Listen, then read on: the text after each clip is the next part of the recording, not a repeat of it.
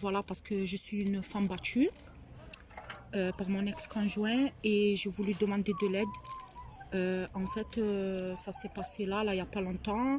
Bon, ça s'est passé plusieurs fois, mais là, j'ai eu peur pour les dernières fois et tout, d'aller porter plainte et tout, demander de l'aide. J'avais peur de représailles envers lui et sa famille. Voilà, parce qu'il y a la police, il y a les tribunaux, il y a ça et ça, il y a eu les menaces par lui, par sa famille, par sa tante, par sa soeur, sa mère. Voilà, et du coup, c'est une femme qui l'a fait, je la remercie déjà. Cette femme, je la connais pas. Elle a juste appelé la police, elle m'a aidée. Voilà, et si elle serait pas là, si elle serait pas là ce jour-là, ben, je crois que je serais morte par terre. Voilà, mon ex-conjoint m'a battu très très fort, m'a fait du mal, m'a insulté, m'a humilié devant tout le monde. Voilà, et ce jour-là, j'allais mourir, alors que j'ai des enfants derrière moi. Et voilà quoi, et cette dame, elle m'a aidée, et je me suis retrouvée au commissariat et tout. Et voilà quoi, c'est eux qui m'ont aidé, ils ont pris les photos et tout ça et tout ça. Et comme j'ai pas eu l'appartement elle était à mon nom et à son nom, il m'a mise dehors. Et du coup, il fallait qu'on me trouve un hébergement pour dormir, voilà quoi, pour me laver, pour me soigner et tout ça, pour voir un psychologue parce que j'étais perturbée et tout. Et voilà, et du coup, ils ont appelé le commissariat, ils ont appelé le 115, c'est eux qui m'ont hébergée. En fait, c'était 10 jours à l'hôtel. Et ensuite, j'ai même pas fini les 10 jours à l'hôtel, voilà. Et du coup, voilà, le lendemain, j'ai reçu un appel du 115 qui m'a donné une très bonne nouvelle. J'ai eu une place dans un foyer SOS Femmes en urgence. Voilà. Et du coup, je suis très très contente. Je suis en sécurité. C'est là où je peux me laver. Voilà quoi, faire beaucoup de choses et tout ça et tout ça. Ok. Donc, depuis quand tu es avec lui? Avec mon ex-conjoint, 10 ans. 10 ans. Et Oui. ça a commencé comment? En fait, au début, il était calme. Ça se passait très très bien. Et ensuite, il a commencé à boire, à fumer, à boire, à fumer et tout. Et voilà, il commençait à me crier, à m'insulter. Voilà quoi, j'étais comme une esclave. Voilà. Et pourtant, j'étais une femme en or. Je faisais tout, je m'occupais bien de la maison, je m'occupais bien de tout. Je faisais à manger. Tout, j'étais l'homme et la femme en même temps. J'avais 2 chiens, c'est moi qui les sortais, c'est moi qui m'occupais de mes chiens. Voilà, lui, il faisait rien. Lui, je sais pas c'était quoi son problème. Son problème, c'était de rentrer, m'insulter et me frapper. Voilà. Tu travaillais? Oui, je travaillais, bien sûr. Jusqu'à maintenant, je travaille. Je lâche pas mon travail. Voilà. D'accord. Et au niveau des violences, Oui, donc il t'insultait? oui, il m'insultait mes parents.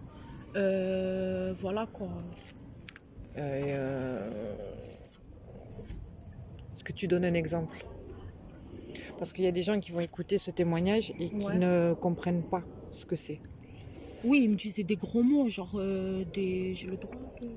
Voilà, des va niquer ta mère, t'es grand mort, tu es une pute, tu es une folle et tout ça, quoi. Ok. Voilà. Et tous les jours ou de plus en plus C'était fréquent? tous les jours des va niquer ta mère et tout ça. Et moi, ça me blessait, ça me faisait mal au cœur. Et c'est là que moi, je m'énervais encore plus. Je commençais à crier et tout ça et tout ça. Ben, dès que je levais la voix juste un peu, eh ben, il me frappait des coups de tête, des coups de poing, des brûlures de cigarettes sur le cerveau, sur la tête. Voilà. Ok. Et donc la nuit où tu es partie, c'est la nuit ou la journée? C'était la nuit. La nuit, Ouais, d'accord. à 23h30 du soir, j'ai ouvert. En fait, mes chiens, ils ont essayé de me défendre parce qu'ils voilà, ils m'aimaient beaucoup, mes chiens aussi. Et voilà, j'étais obligée d'ouvrir la porte. Je sais même pas comment j'ai fait. J'ai pris mon sac là où il y avait tous mes papiers. C'était le plus important. J'ai pris mon sac, j'ai ouvert la porte d'entrée. Ce soir-là, heureusement que la porte d'entrée, elle n'était pas fermée à clé, parce que des fois, il fermait la porte à clé et il ne me laissait pas sortir de la maison. Voilà. Ok. Et t'es sortie. Et je suis sortie. Je suis sortie, je me suis taillée, j'ai couru aussi vite que possible. Et voilà, et la voisine, dès que je suis descendue en bas, il y avait la police déjà et tout en train d'arriver et tout. Et voilà. Et t'es allée au commissariat. Et après, la police, ils sont arrivés et tout, ils m'ont calmée. Et une femme, je crois que c'était une flic, je crois, ouais. Elle était très très gentille avec moi, elle m'a calmée, elle m'a soignée, elle a appelé les médecins et tout, elle a appelé les pompiers et tout. Voilà, ils m'ont désinfectée et tout ça, j'étais pleine de sang et tout. Voilà, et après ils m'ont ramené au commissariat, lui aussi ils l'ont ramené et tout, ils l'ont mis à l'évêché et tout, et voilà. Après c'est là où ils se sont occupés de moi, ils m'ont mis à l'abri. D'accord. Voilà. Ok. Et donc maintenant tu as été mise à l'abri, c'est le terme qu'on utilise. Mm. Et comment tu vis, depuis combien de temps tu y es? Ça fait depuis le 20 juin. Ok. Et comment tu le vis? Franchement, ça va, je le vis très très bien. Moi, comme je disais, il me faut juste du calme, Ouais, ne plus avoir des coups, ouais, voilà, et d'être blessé. C'est tout. d'accord. Voilà. Maintenant, je me sens protégée, Mhm. et voilà. Et au niveau de ton futur, enfin, comment tu vois les prochains mois? Le prochain mois, ben, c'est d'avoir un appartement déjà, finir, toujours ne pas lâcher mon travail. Et ensuite, moi, je veux avoir un appartement pour voir mes enfants, parce qu'en ce moment, je ne les vois pas. Et moi, c'est ça ça me détruit en fait, parce qu'il me manque. Parce que tous les week-ends, je les voyais, je recevais un planning et tout. Voilà, mes enfants, ils sont placés et tout depuis longtemps, depuis des années. Et voilà quoi, je les ai placés parce que j'ai eu des problèmes aussi avec leur père, leur premier père, parce que lui, avec qui j'étais, mon ex-conjoint, c'était pas leur père en fait. Voilà, moi j'ai pas d'enfant avec celui-là. D'accord. Voilà. Ok. Mm. Et Et du coup, ils ont été placés, et voilà quoi. Mais après, je les voyais, j'allais les voir, j'ai pas lâché. Voilà, et là, ils sont suivis par l'ASE et tout. Mais j'aimerais bien, voilà, les assistantes sociales, ils font de leur mieux pour que je les voie et tout ça. Voilà. ok. Donc, par rapport à ta situation actuelle, ton problème, c'est les enfants. Ouais, c'est les enfants. Et, euh, et par rapport à ton appartement, comment tu vois les choses? Ben, ils me disent que je vais avoir un appartement normalement dans pas longtemps. Voilà, après, moi, s'ils ne m'aident pas, ben, je vais faire de mon mieux pour avoir un appartement. C'est Mais tout. qui t'aide? Parce que là, il faut peut-être Qui m'aide? Ouais. C'est-à-dire là, pour l'instant, t'es mise à l'abri dans un Voilà. foyer. Tu as, Voilà, c'est comment tu peux expliquer ce que c'est la mise à l'abri? qui m'aide, ben, c'est les assistantes sociales qui se trouvent ici. Ouais, ma référente. C'est ma référente, elle qui m'a accueillie le premier jour ici dans ce foyer. Et est-ce que tu voudrais que les poupées bleues, de temps en Oui, temps, prennent tes nouvelles oui, bien sûr. pour montrer comment ça évolue? Parce que là, Oui, ça fait un mois. oui, c'est ça. Tu as été suivi psychologiquement. Oui. Ouais, Mm. ça se passe bien. Oui, ça se passe très très bien. Tu as Oui, vu des avocats? oui, j'en ai vu un Ouais, par une juriste de ce foyer. ouais. Voilà quoi.